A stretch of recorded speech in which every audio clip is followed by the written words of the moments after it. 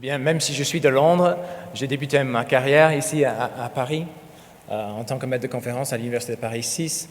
Donc c'était particulièrement important pour moi que je sois là avec vous aujourd'hui pour une conférence sur un sujet si important. Alors, on m'a donné la tâche de vous parler de la biodiversité, l'importance de la biodiversité pour la santé et le bien-être humain. Donc je vais le faire. Je vais faire un survol de nos connaissances actuelles sur ce sujet. S'il y a quelque chose unique de notre planète, à notre connaissance, c'est la biosphère. Il n'y a pas d'autre planète avec une biosphère qui contient 10 à 15 millions d'espèces. Les conditions de vie pour notre population, notre civilisation est maintenue par cette biodiversité, par notre biosphère. Mais malheureusement, depuis quelques centaines d'années, on voit apparaître les débuts d'un dérèglement, non seulement dans le climat, mais aussi dans les dynamiques de nos écosystèmes, à travers des taux d'extinction, des changements de notre biodiversité à toutes les échelles spatiales et temporelles. Donc on voit l'empreinte de l'humanité sur notre biosphère et sur la biodiversité. En fait, il y a plusieurs façons de voir l'interaction entre notre société et la biosphère. Bien évidemment, on a un développement de notre culture, de notre économie qui par conséquence change l'environnement, qui dérègle notre climat par le changement de l'utilisation des terres. On fragmente, on détruit l'habitat, les écosystèmes. Ça entraîne des changements de notre biodiversité, que ce soit les plus petites microbes ou les plus grands mammifères. On change la composition de nos communautés écologiques. Forcément, ce qui se passe, c'est que ces espèces font quelque chose au sein de nos écosystèmes. En fait, ils conduisent des cycles de nutriments, ils produisent de la biomasse. Ils sont responsables pour des maladies, bien évidemment. Ces écosystèmes nous fournissent un ensemble de services qui sont essentiels pour notre société, carrément fondamentaux pour notre bien-être. En fait, c'est cette boucle rétroactive qu'on voit ici. Mon pointeur ne marche pas assez. En fait, c'est cette boucle rétroactive qu'on voit qu'il y a une accélération de l'impact de notre développement économique sur les écosystèmes. Et on peut mesurer cet impact en regardant les tendances d'impact. Par exemple, une tendance très importante, c'est l'évolution le taux d'extinction parmi les espèces dans le temps. On peut faire un petit calcul, par exemple, le taux d'extinction d'espèces globales en calculant la superficie de nos habitats qui sont détruits année après année. Donc sur l'axe X, ici, vous avez le temps de 2000 à 2100. Et sur l'axe Y, vous voyez l'extinction, le nombre d'espèces prévu de s'éteindre par millions d'espèces par décennie sur les 100 ans à venir. Vous voyez qu'il y a une courbe croissante avec une pic au milieu autour de 2050. Après, il y a une forte diminution. Cette diminution n'est pas due au fait qu'on enlève le pied du pédale, c'est parce qu'il n'y aura plus de forêt. On diminue le taux de perte de forêt parce qu'on a de moins en moins de forêt. Donc en fait, ce calcul est uniquement pour les espèces endémiques de nos forêts. On peut faire le même calcul en regardant le taux de destruction de nos récifs coralliens, ou les prairies, ou les écosystèmes alpines.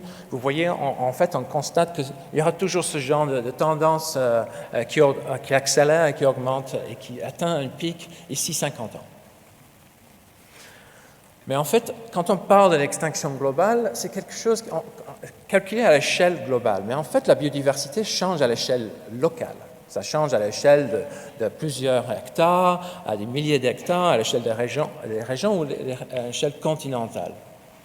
En fait, les écologistes non pas le même genre de réseau de stations météorologiques comme nos cousins les climatologues, mais on est capable quand même de capter les tendances, de voir les changements dans la biodiversité à l'échelle locale, à l'échelle d'1 hectare. Donc ici, vous voyez les derniers chiffres de cette année parus dans Nature en 2015. Vous voyez en fait là 2 cartes qui démontrent comment la richesse spécifique de nos écosystèmes change. Vous voyez un pourcentage de diminution de plus 5 degrés à moins 32%. Et en dessous, l'abondance. Donc la taille de la population d'espèces et comment elle diminue depuis 100 ans en fait. Donc vous voyez que là où c'est rouge, les taches rouges démontrent une forte diminution de la biodiversité locale ou l'abondance de la population.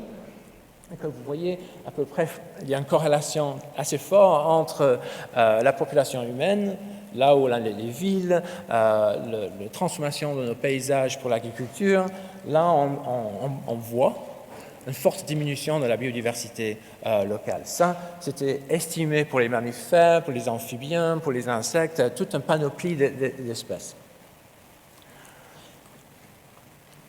Mais qu'est-ce qu'on prévoit par rapport au climat? En fait, là, le dernier diapo, c'était par rapport au changement d'utilisation des terres. Les climats aussi va enchaîner, va initier les extinctions. En fait, c'est aussi des résultats qui sont parus cette année. On n'a pas, malheureusement, comme nos climatologues, un modèle synthétisé pour la planète. Si le climat est un système complexe, je peux vous dire que le biosphère est encore plus complexe. De pouvoir mesurer, de modéliser le réseau d'interaction entre 15 millions d'espèces à plusieurs échelles de temps et d'espace, c'est phénoménal comme travail. Donc, ce qu'on est obligé de faire, c'est de combiner les résultats ou les prédictions de plusieurs modèles. Donc, ici, vous voyez le petit point bleu, c'est la prévision d'un modèle pour un type d'espèce donnée sous un futur de climat donné, par exemple 1 degré, 2 degrés, 3 degrés calculés Celsius sur l'axe X et le pourcentage d'extinction sur l'axe Y. Donc vous voyez, selon le scénario, on voit une courbe accélérant pour le pourcentage d'extinction prévu par cet ensemble de modèles. Relativement inquiétant. Comme vous voyez, pour un cas il y a beaucoup d'incertitudes, bien évidemment, parce qu'on a besoin de meilleures données. Peut-être nos modèles ont besoin d'être améliorés, mais vous voyez que la tendance est claire et que ça correspond à peu près avec le pourcentage observé aujourd'hui. Donc à peu près 30% dans les cas le plus frappants. Donc, on a un message qui est que on voit l'empreinte de l'impact de l'humanité pendant cette anthropocène, cette période dominée par l'homme sur la biosphère, aussi bien à l'échelle globale qu'à l'échelle locale. Et donc, quel est l'impact sur la santé humaine et le bien-être humain? Bon, on peut prendre la définition de l'OMS, que la santé est un état complet bien-être physique, mental et social, et ne consiste pas seulement en absence de maladie ou d'infirmité.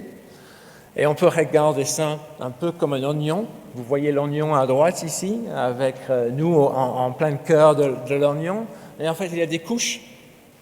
Et quand on regarde les couches, on voit apparaître une série d'échelles à laquelle notre santé et bien-être est influencée, que ce soit notre train de vie, notre qualité de vie, notre milieu social, nos interactions sociales, l'économie locale, les activités comme le travail, l'environnement bâti dans lequel on est situé, et enfin l'environnement qui nous entoure.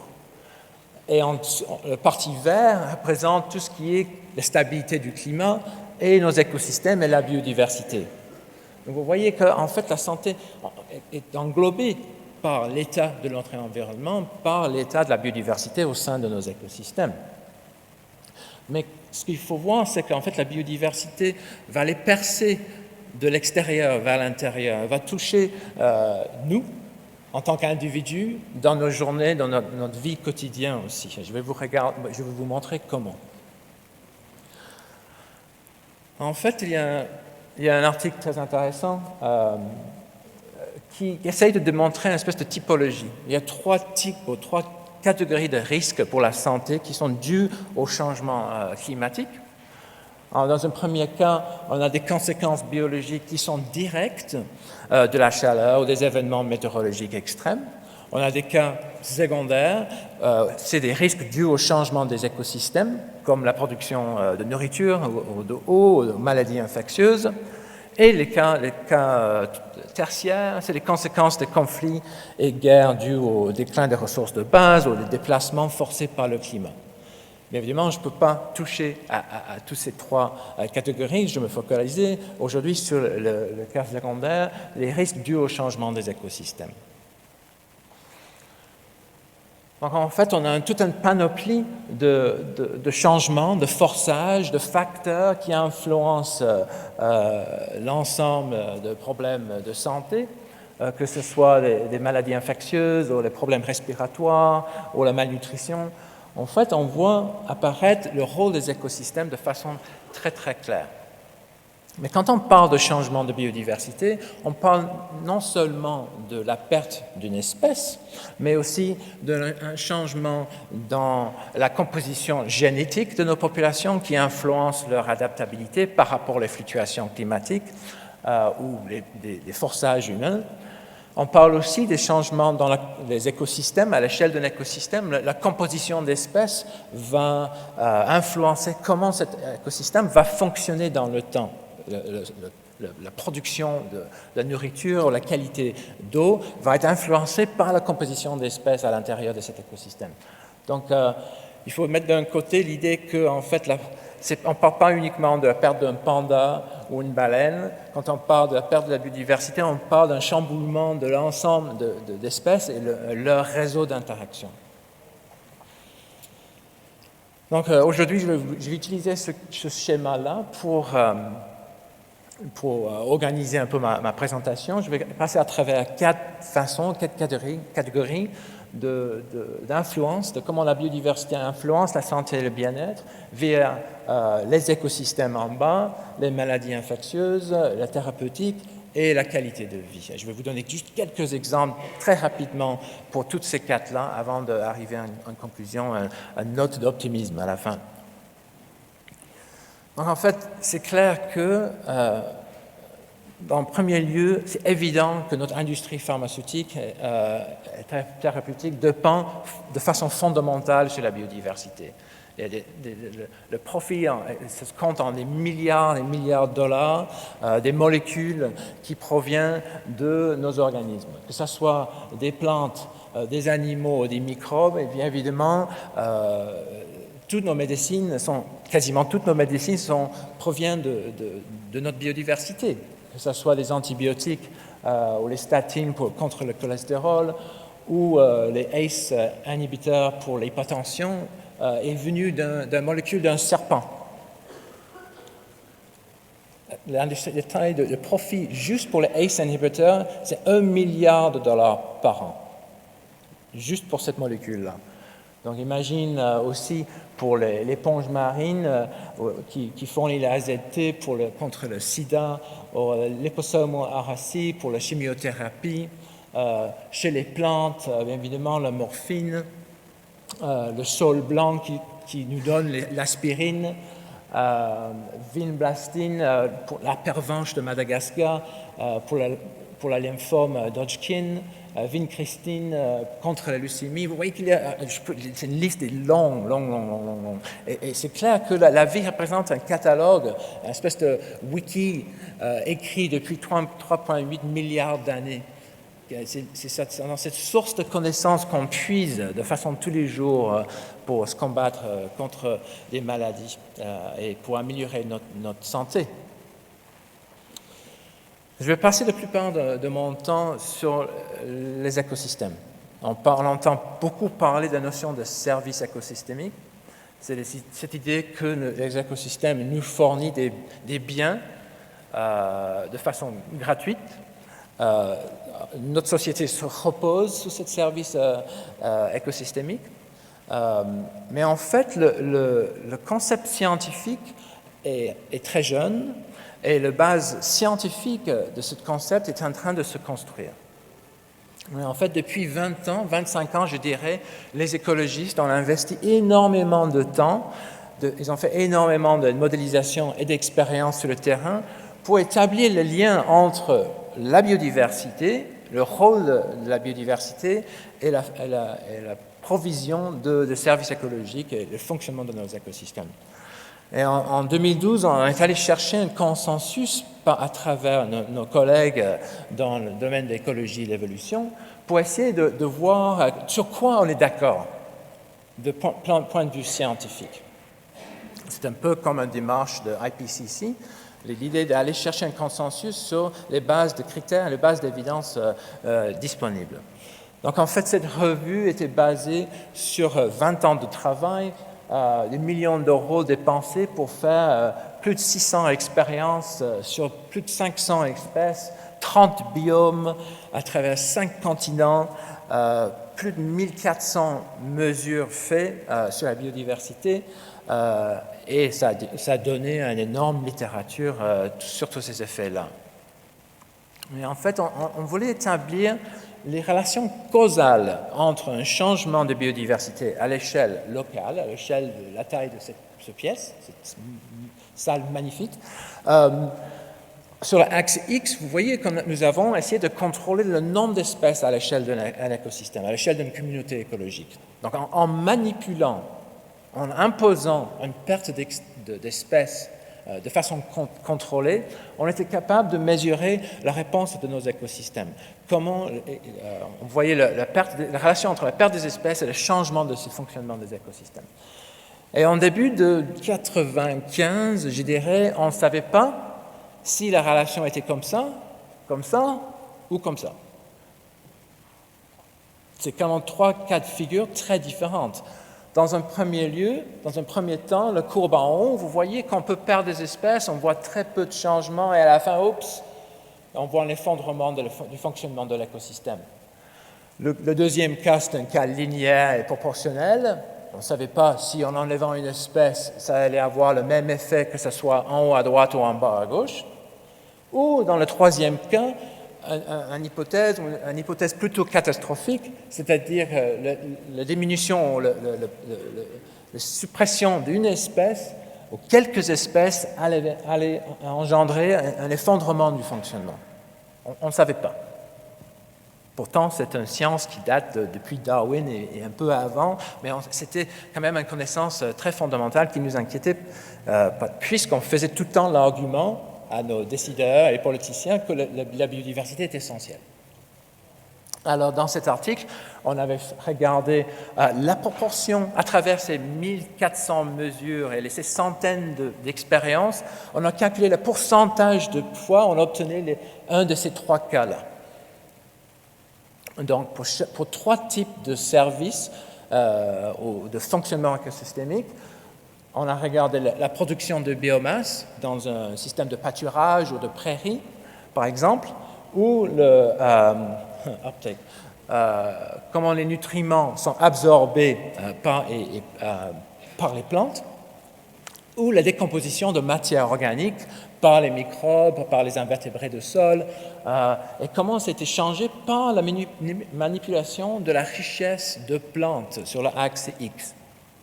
Donc là, vous voyez, dans la plupart des cas, en fait, on observait la première relation, qu'au début, on voit relativement peu de changements, mais à partir du moment où on perd 60-70% des espèces locales, on voit les diminutions rapides du fonctionnement de nos écosystèmes.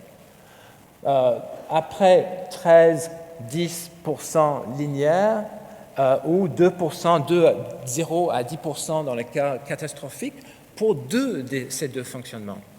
Mais dans le cas peut-être le plus intéressant du point de vue de l'hypothèse catastrophique, c'est que pour les exemples de décomposition, vous voyez 1 sur 5 de ces expériences démontrer cette diminution rapide. Pourquoi? Parce que vous pouvez imaginer la décomposition comme une espèce de chaîne alimentaire où il y a des dépendances linéaires, des dépendances étroites entre chaque étape de la processus de décomposition de la matière organique. Donc si vous brisez un de ces mailles dans la chaîne de la décomposition, le système entier s'arrête de fonctionner comme il faut. Alors, en fait, cette hypothèse-là, et aussi, on démontre le même genre de réponse catastrophique, entre guillemets, pour la pollinisation et d'autres sortes de fonctionnements où vous voyez une dépendance ou une interaction entre différentes étapes dans le processus de l'écosystème. Donc, en fait, oui, on est capable je pense qu'on est pas mal sûr, il y a un consensus assez fort pour la première partie de biodiversité à fonctionnement de nos écosystèmes, mais est-ce que ça va jusqu'au bout? Est-ce que ça va jusqu'au service en termes de valeur de la production fournie par un écosystème? Bon, dans cet article, on a fait une synthèse de la littérature à l'époque, en 2011-2012, et on a regardé quel pourcentage d'articles soutenaient l'hypothèse que le rôle de la biodiversité, l'impact de la biodiversité sur le service écosystémique était positif. Et on a observé dans 49% des cas que c'était soutenu. Alors que dans 20% des cas, ce n'était pas soutenu, soit la biodiversité avait un effet opposé à celle qui était prédite, ou il n'y avait pas d'effet du tout. Et dans les 40... on ne fait pas de somme de somme, 40, 20 et 40. Et le dernier cas, le 40%, c'était clair qu'il n'y avait pas suffisamment de données pour pouvoir conclure de façon consensuelle sur l'état. Et vous voyez que la plupart de nos connaissances, c'était dans des systèmes de production, dans l'approvisionnement d'un type de production de quelque chose sur lequel on dépend de façon forte. Mais pour les choses comme la régulation du climat ou les cycles de nutriments, des choses comme ça, c'est beaucoup plus difficile de démontrer le rôle explicite et causal de la biodiversité. Ça prend des expériences et des modèles plus complexes. On est en train d'aller vers ça maintenant. Le deuxième consensus, et en fait il y avait 6 consensus dans cet article, mais le deuxième, je pense, de mon point de vue, qui est le plus important, c'est le rôle de la biodiversité dans la stabilité de nos écosystèmes. Tous nos écosystèmes fluctuent dans le temps, c'est normal. L'abondance des espèces fluctue, l'énergie qu'on capte du soleil varie, la température varie, forcément les écosystèmes varient. Mais en fait, l'hypothèse, ça s'appelle l'hypothèse d'assurance, c'est que plus il y a des espèces dans l'écosystème, moins ça fluctue de façon imprévisible. En fait, en variant la biodiversité à l'intérieur d'un écosystème, on peut faire varier l'incertitude dans le temps. En réfléchissant par exemple comme nos marchés financiers, quand on construit un portefeuille d'actions, c'est clair qu'on diversifie notre portefeuille pour diminuer la volatilité de notre portefeuille.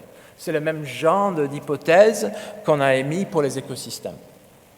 Et en fait, encore une autre fois, un article très récent où on a fait une synthèse de beaucoup d'expériences sur les prairies et on démontre comment la stabilité change avec la diversité ou la richesse spécifique des plantes. Vous voyez qu'il y a une forte relation positive à travers toutes ces expériences. Donc ça, c'est la stabilité dans le temps. Ici, c'est une mesure de résistance. C'est la capacité de nos écosystèmes de résister à une perturbation climatique, comme la Niño par exemple, un événement fort, extrême, qui peut engendrer une forte perturbation dans la biomasse de nos écosystèmes. Là, vous voyez que la biodiversité joue un rôle très positif sur la résistance de nos prairies ou de nos écosystèmes à la base de plantes annuelles et pérennes. Je peux dire beaucoup plus sur ces sujets, c'est un sujet qui me tient au cœur, mais en fait, je pense que c'est quelque chose qui, quand on réfléchit à un avenir à moyen terme, il faut qu'on travaille sur la capacité de nos écosystèmes de s'adapter, et cette notion de stabilité est très importante. Donc, c'est bien beau de regarder des expériences, des petites expériences faites à l'échelle de quelques dizaines de mètres carrés peut-être, même si c'est à travers 5 continents et 30 biomes. Mais en fait, ce qu'on veut savoir, c'est est-ce que ces résultats tiennent à une échelle importante, pour notre population, pour la vie humaine, à une échelle globale. En fait, je pense que l'évidence est claire maintenant pour le rôle de la biodiversité, c'est dans la désertification. Les terres arides représentent la moitié de la superficie de l'air terrestre. Un tiers de la population mondiale se trouve dans des terres arides. Et en fait, 10 à 25% de ces terres sont dégradées. Elles sont dégradées à cause de l'interaction entre les climats et la biodiversité de ces écosystèmes-là. Quand on essaye de mettre des chiffres, on peut mettre des chiffres sur ce genre de la valeur économique, entre guillemets, de ces écosystèmes. C'est un sujet difficile et compliqué. Il y a beaucoup d'évolution dans ce domaine-là, mais le dernier chiffre nous met à 490 milliards perdus par an à cause de cette érosion de la diversité dans nos terres arides. Et quand on regarde à l'intérieur de ce système les mécanismes de cette synergie négative entre le changement climatique et la perturbation de la biodiversité à l'intérieur de ces terres arides, vous voyez qu'on constate une espèce de boucle rétroactive. En fait, c'est une boucle rétroactive positive où ça accélère les effets néfastes. Donc, vous voyez qu'il y a une partie à droite qui est liée avec l'érosion du sol, qui est en fait liée aux pertes de nutriments parce qu'on perd la biodiversité de la croûte biologique. La croûte biologique, c'est une couche fine de mousse et de lichen, des microbes et des champignons qui maintient la stabilité des nutriments et l'humidité de ces sols-là. Quand on piétine cette biocroûte avec des animaux, ça perturbe cette biocroûte et ça engendre une diminution forte de la qualité de cette biocroûte et de sa qualité de sol. Bien évidemment, si on épuise les nutriments de ces sols, on fait une érosion de cette qualité de sol. Et après, c'est une question d'érosion par le vent et par l'eau qui va engendrer une accélération de la perte de la qualité de sol. Donc, cette boucle à droite, là, qui est liée avec la perturbation de la composition et la diversité microbienne des plantes. Après, il y a une boucle qui est le climat, où vous voyez qu'il y a des événements extrêmes, comme les sécheresses ou les feux ou les déluges, qui influencent la quantité de carbone qui est stocké dans ces sols et qui sont après émis par l'érosion dans l'atmosphère. Donc, en fait, on est pris dans un changement d'état ou un changement de régime à l'intérieur de ces écosystèmes. Donc la gestion et la mitigation de ces impacts doit prendre à la fois une perspective sur le climat, mais aussi une perspective sur la biodiversité. On ne peut pas mitiger le côté gauche sans s'adapter sur le côté droite. Et ça prend une co-gestion des deux problèmes. Donc, je pense qu'à l'échelle globale, à l'échelle de plusieurs milliards plutôt, 3 milliards de personnes, on voit l'importance, le rôle clé de voûte de la biodiversité.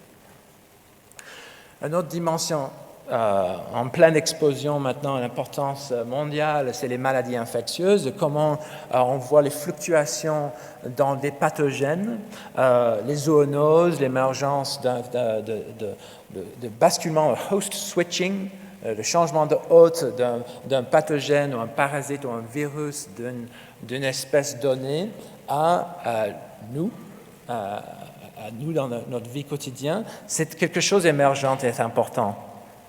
Les écologistes, depuis un certain temps, regardent comment la diversité de pathogènes varie dans l'espace et dans le temps, et on voit le signal de l'importance du climat même sur les gradients de pathogènes, les gradients de diversité biologique de nos pathogènes.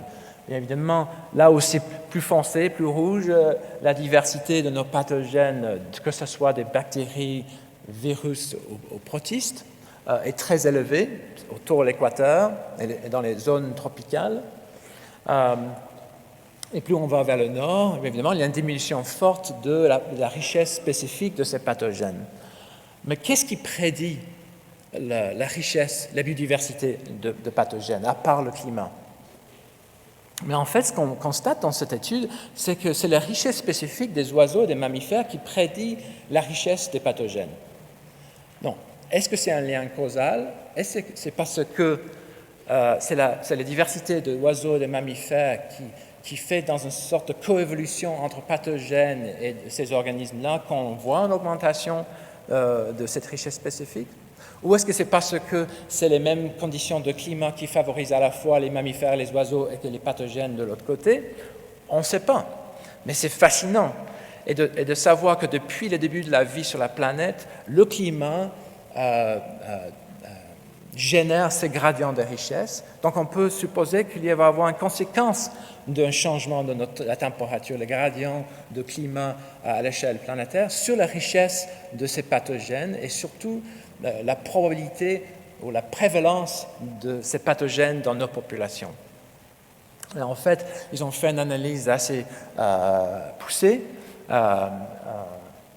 sur l'ensemble des causes qui peuvent prédire la prévalence, non seulement la richesse de pathogènes, il y a un peu d'anglais là dans mon diapo, je m'excuse, pathogènes, mais aussi la prévalence de pathogènes. Vous voyez que, bien évidemment, je vous ai montré tout à l'heure l'importance de la richesse d'oiseaux mammifères, mais regardez que, bien évidemment, le pourcentage de prévalence de nos populations dépend de la richesse dans l'environnement, c'est évident, et c'est important de le démontrer, mais regardez le rôle de la température, qui était important non seulement sur la richesse, mais aussi sur la prévalence au sein de nos populations.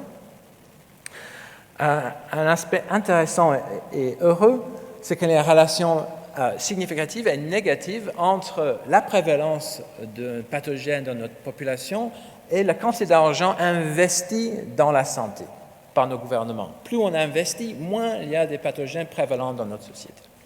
Bon, ça c'est fait à l'échelle quand même globale, à travers beaucoup de pays, mais ça démontre comment on est quand même capable d'agir au sein d'un système complexe. Mais bien évidemment, à l'échelle plus locale, on voit un système qui est très dynamique. On voit l'émergence des maladies de façon très importante. Par exemple, la maladie de Lyme, c'est une maladie en pleine émergence au sud du Québec, au Canada. Il y a des dizaines de cas qui sortent chaque année, mais je sais qu'en France, la maladie de Lyme, c'est quelque chose de très, très important, où il y a des dizaines de milliers de cas chaque année.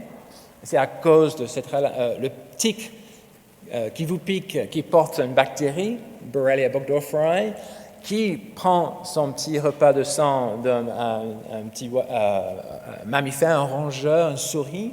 Donc vous avez une relation hôte, vecteur et microbe qui est due en fait à des relations climatiques. Donc ce qu'on constate, c'est que quand on modélise le changement de climat à l'échelle régionale, on voit que le taux d'expansion de la maladie de Lyme dépend du climat. En fait, au Canada, il y a une augmentation vers le nord, une dispersion vers le nord qui est autour de 3 à 11 km par an. Et là, on commence à atteindre la ville de Montréal, là, une ville de 3 millions, bientôt 5 millions, ici quelques années, où les gens ne sont pas habitués à la présence de tiques dans le boisé. Donc on a mis beaucoup de temps et d'énergie dans ce cas parce que c'est un bon cas d'étude. Ça démontre comment un dynamisme à l'intérieur d'un climat, un climat régional, va basculer les situations de santé par rapport aux maladies infectieuses. Donc ici, dans cette étude-là, on a regardé l'hypothèse qu'il y a un lien causal entre le nombre d'espèces de hôtes dans le système, que ce soit des petits mammifères, des micro-mammifères, comme les rongeurs, et l'incidence de maladie de Lyme. Ça, c'est un cas aux États-Unis, ce n'est pas pour le Canada. Donc vous voyez qu'il y a une relation négative. Plus il y a d'espèces de hôtes, moins il y a de la prévalence de maladie de Lyme à l'intérieur d'un boisé.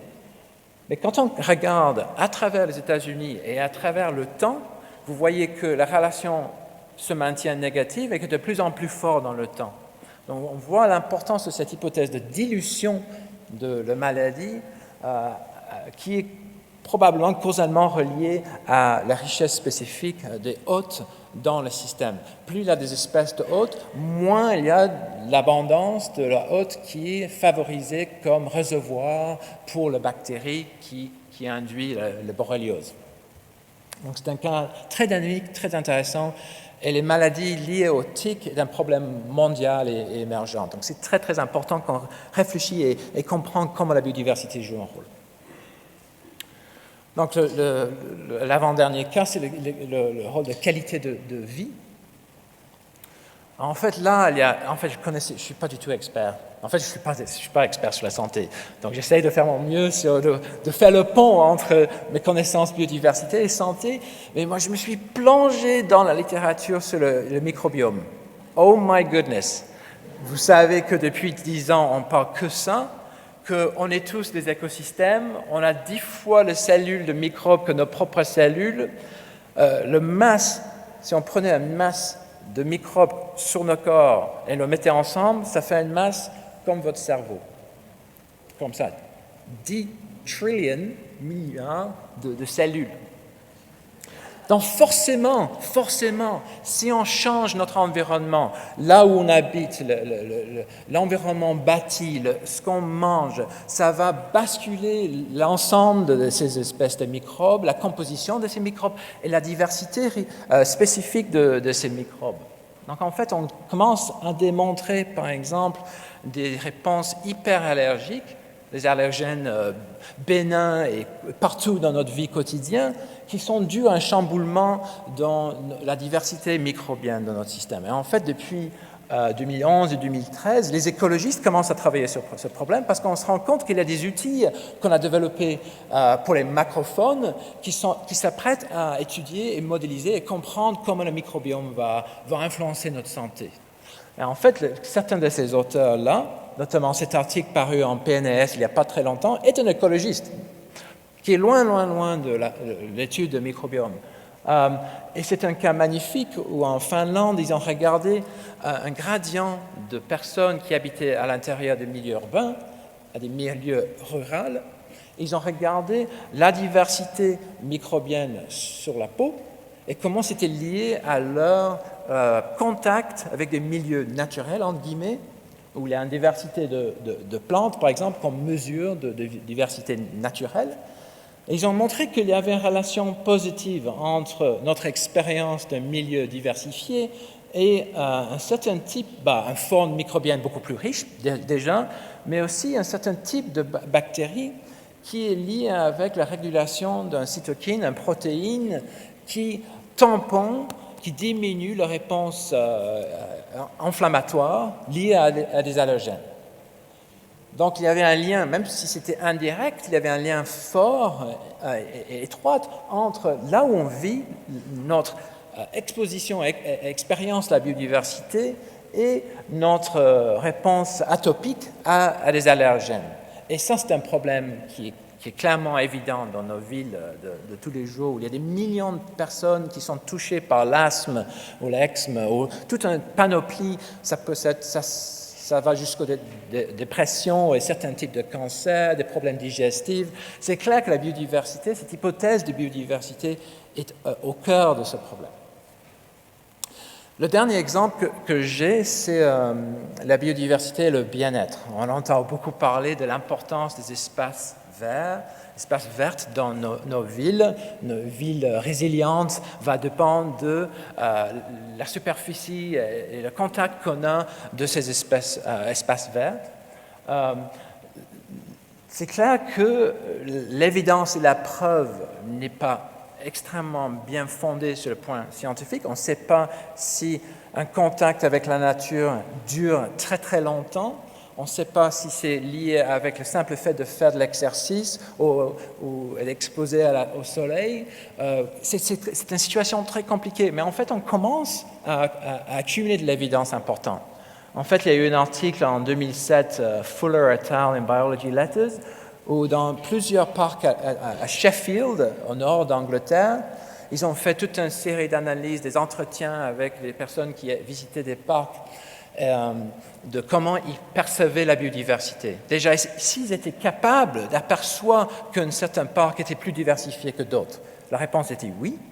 Il n'y a pas besoin d'être un taxonomiste pour pouvoir dire que ce parc est plus riche en oiseaux, en plantes que ce parc là-bas. Donc, il y avait une tendance de se diriger vers ce genre de parc. Et que quand on fait des analyses psychologiques et cognitives sur cette personne-là, on voit des effets sur toutes ces mesures cognitives, le bien-être, bonheur de ces personnes lié avec le contact avec ces espaces verts à l'intérieur de quand même une ville pas mal industrialisée et urbanisée. Et l'article peut-être vous êtes tous au courant de Mitchell and Popham, qui est paru dans le Lancet en 2008, qui avait une base de données de 40 millions d'Anglais et les 300 000 décès dans cette base de données qui démontrent les relations fortes entre les espaces verts qui nous entourent et les inégalités de bien-être à travers différentes classes de revenus dans la population. Plus on est exposé à des espaces verts et à la biodiversité, moins les inégalités de santé à travers ces différentes classes de revenus. Donc, et ça, c'était à travers une énorme base de données. Eux, ils mettaient l'hypothèse que c'était lié avec des santé cardiovasculaires, peut-être il y a une notion d'exercice qui est important, mais aussi peut-être toute une régulation de pollution néfaste. Donc, j'ai fait un survol très rapide à travers toute une panoplie de mécanismes par lesquels la biodiversité influence notre santé et bien-être. Je pense que c'est crucial qu'on continue à collaborer entre écologistes et vous, ceux qui sont spécialisés dans le domaine de santé. Je veux terminer avec un petit 2 minutes d'espoir. En fait, c'est clair que le rôle, peut-être le lieu le plus important ou très important pour l'avenir, c'est cette interface entre changement de biodiversité, ville et population. Il n'y a pas très longtemps, j'ai eu un coup de fil de quelqu'un dans le ministère de l'Environnement à Québec qui m'a dit il y a 5 ans, Andy, est-ce que tu serais capable de concevoir un réseau vert, une ceinture verte pour la ville de Montréal? Je te donne de l'argent, si tu peux démarrer cette année, ce serait génial. Là, je suis tombé de ma chaise. Le ministère ne m'a jamais abordé la parole et demandé d'utiliser ma science pour quelque chose de bien, comme ça, positif. Et j'avais pas mal peur. Parce que, bien, j'avais mes modèles mathématiques, j'avais fait mes expériences, ça faisait 15 ans que je travaille sur la biodiversité. Est-ce que j'étais capable d'appliquer ça à un problème aussi grand que là, vous voyez le Montréal et le Saint-Laurent qui est autour. Là, vous voyez qu'on a une forte fragmentation du forêt. Le forêt et les cellules, les pixels foncés vert foncé, et l'agriculture autour. L'idée, c'est est-ce que pour cette région qui est fortement menacée, qui a une viabilité écologique qui est fortement menacée par des changements climatiques, une forte urbanisation, une croissance de population, là, vous voyez tout ce qui reste de notre couverture forestière. Est-ce qu'on est capable de concevoir, de dire à un décideur aux 80 municipalités dans la région quelle parcelle de forêt il faut prioriser pour la santé, pour la biodiversité? Il manquait un plan régional. Il n'y avait pas de plan régional. Il y a 52 ONG qui chacun travaille dans son coin, qui ne parlaient pas avec les autres ONG pour protéger son milieu. C'est super. Il ne faut jamais diminuer l'importance de ça, mais si on n'a pas un plan régional, si on n'utilise pas la science à cette échelle-là, on ne va jamais arriver à une solution adaptée. Et donc, pour passer vite, mon équipe, depuis 4 ans, travaille en faisant ces calculs-là, on tourne les machines, les ordinateurs, on fait des études sur le terrain pour concevoir, pour créer ce réseau. Un ensemble de services écologiques est pris en compte, comme les îlots de chaleur ou la pollinisation ou la séquestration de carbone. Ici, vous voyez une carte des îlots de chaleur sur l'île de Montréal. Il y a quand même, comme vous savez, en France, à Paris en 2003, il y a les canicules et le nombre de mortalité à cause de ça. C'est pas le même. On n'a pas eu ce genre de canicule à Montréal, mais ce genre de choses fait peur à beaucoup de villes à travers le monde. Donc, on applique la science, les équations. On aime ça. Mais en fait, on veut savoir qu'est-ce qui se passe si on enlève une espèce, si on diminue la superficie de biodiversité. Mais en fait, ce qu'il faut faire, c'est quelque chose de beaucoup plus concret. Ce qu'on fait, c'est qu'on modélise pour un ensemble d'espèces, nous inclus, comment l'habitat va changer, comment le réseau de mouvement de ces espèces dans le temps et dans l'espace sur 50 ans, sur 100 ans, face à des forçages de climat et d'utilisation des terres, va changer. en prenant en compte des scénarios de climat et d'utilisation des terres. Donc on modélise à la fois le climat et l'utilisation des terres, en regardant le comportement des animaux et les plantes, comment ça va changer dans le temps et dans l'espace.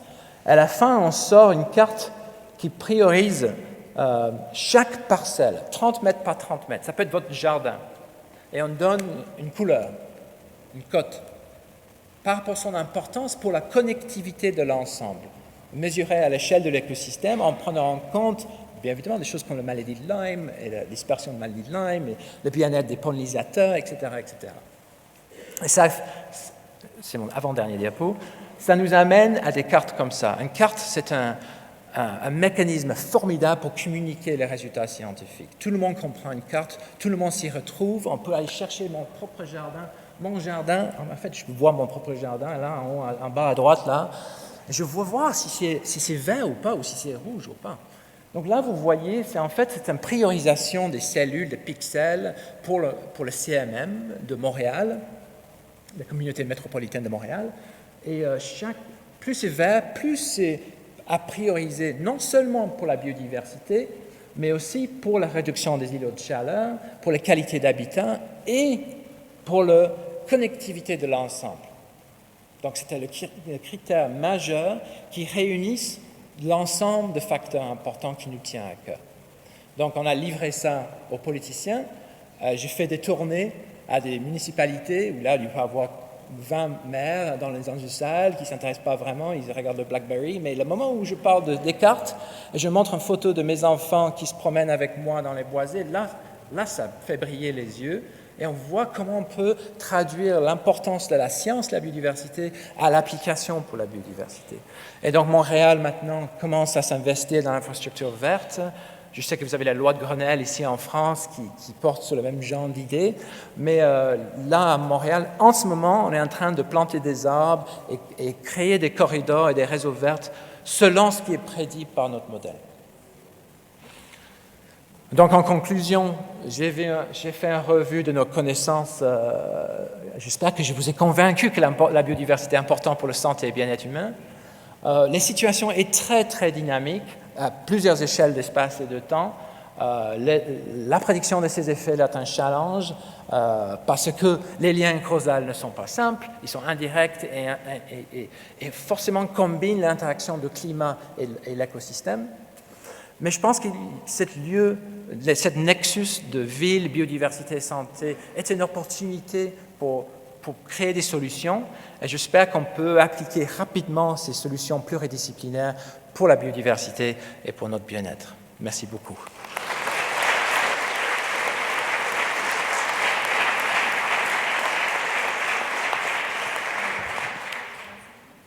Merci. C'est une conclusion en beauté d'une session qui était vraiment de très grande qualité. Est-ce qu'il y a quelques questions avant d'aller déjeuner?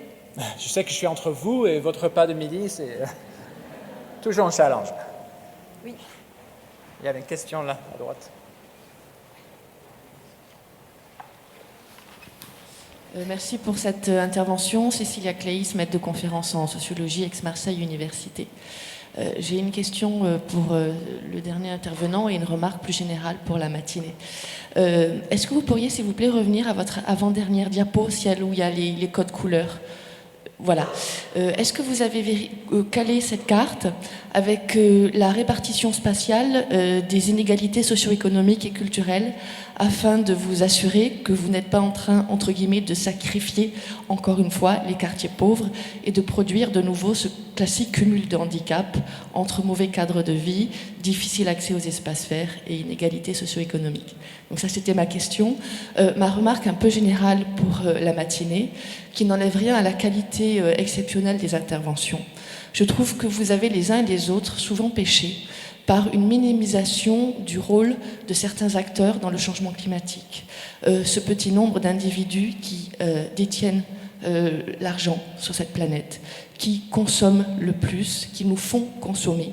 Et si aujourd'hui la Chine pollue autant, c'est parce qu'elle fabrique les vêtements que nous avons tous ce matin sur le dos, notamment. Je vais répondre. Oui. Je vais répondre à la question parce qu'elle est c'est très importante. En fait, mon équipe a travaillé sur la relation entre les inégalités économiques et la biodiversité. En fait, il y a des relations fortes et intéressantes. Mais en fait, pour le cas de Montréal, là où on débute la plantation d'arbres, où on fait une gestion et un aménagement de notre territoire, c'est dans le milieu le plus pauvre, en fait. C'est le milieu à droite de l'île, ici.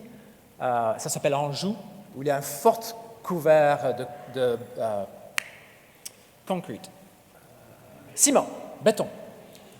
Là où les effets de chaleur sont très très forts, là on parle de plus de 43 degrés Celsius en été, et ces gens-là vont aller travailler dans des parkings énormes comme des terrains de soccer.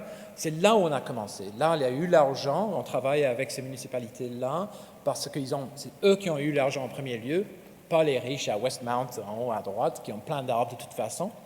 Donc, vous avez tout à fait raison. Et en fait, notre modèle est capable de prendre en compte ça. Si on amène une couche d'inégalité, que ce soit une inégalité d'économique ou de politique, et optimiser selon la répartition spatiale de ce genre d'inégalité. Donc, l'analyse de Jason par rapport à certains lieux locaux qui sont défavorisés, on peut prioriser selon ces contraintes socio-économiques. Est-ce qu'il y a une autre question? Merci pour cette intervention formidable. Qui c'est qui avait dit que les Canadiens ne parlaient pas bien les Français? Je suis britannique, c'est pire.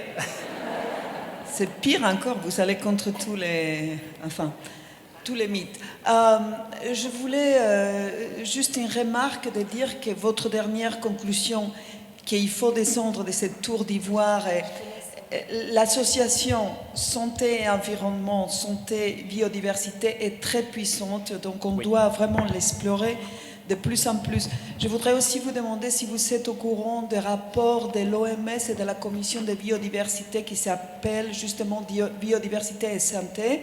Oui. Et c'est justement, c'est génial qu'on réunisse les forces et on doit faire entendre notre voix.